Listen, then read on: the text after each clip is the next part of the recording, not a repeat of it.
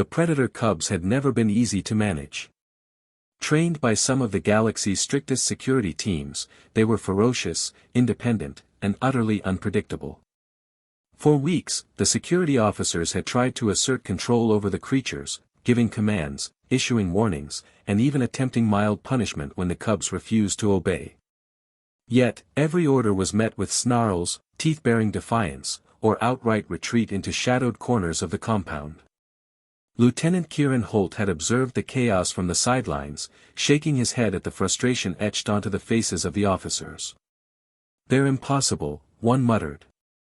"They don't follow anyone," another complained, watching a cub slink past with deliberate disdain. But the human cadet, Elara Voss, carried a quiet confidence that was different from anything the cubs had encountered. She did not bark orders or wave her fists.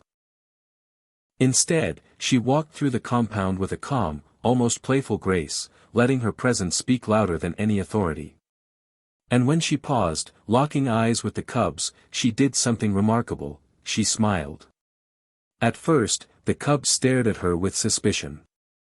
They sniffed the air, tails twitching, claws scraping against metal floors. Security braced themselves, ready to intervene if the creatures lunged. But they did not.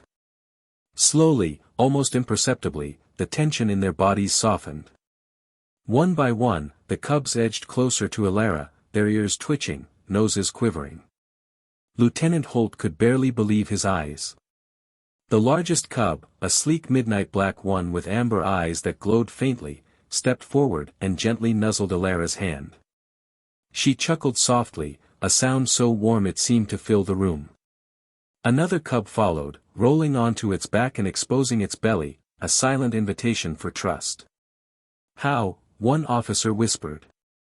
"How is she doing this?" Elara crouched to meet the cubs at eye level.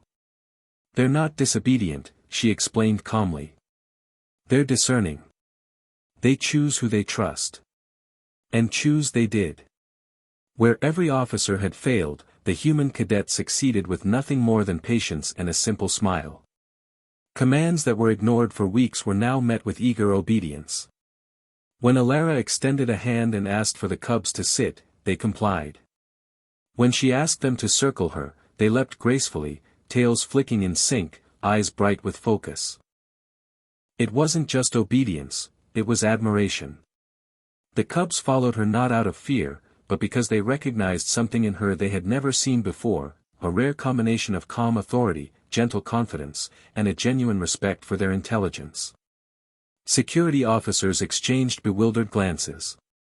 Weeks of training, threats, and protocol had achieved nothing, yet a single human cadet had bridged the gap with what could only be described as understanding. The day wore on, and the cubs, usually restless and fractious, moved through drills and exercises with an almost playful enthusiasm, always circling back to Elara whenever they had the chance. She never forced them, never punished them, she simply guided, smiled, and encouraged. By evening, the compound was transformed. The once chaotic, snarling creatures now moved in harmony, their energy focused and coordinated, responding to subtle gestures rather than shouted orders. Lieutenant Holt, watching from the observation deck, finally shook his head in disbelief. "It's humans," he muttered. "There's something else." Elara herself didn't claim any special talent. She simply knelt among the cubs, brushing a paw along the smallest one's fur. "They're not mine to control," she said softly. "They're mine to earn trust from." And in that moment, it was clear to everyone present that this human cadet had done what no one else could. She had not broken their will, she had earned their respect. And in the eyes of the predator cubs, that respect was more powerful than any command, more binding than any order. As the sun dipped below the horizon, the cubs curled around her, a living testament to the quiet strength of humanity. The officers left in awe, carrying with them a lesson that would not be forgotten: when humans led with understanding rather than force, even the wildest creatures bowed, not out of fear, but because they chose to. And in the galaxy's vast expanse, that choice would echo far longer than any roar.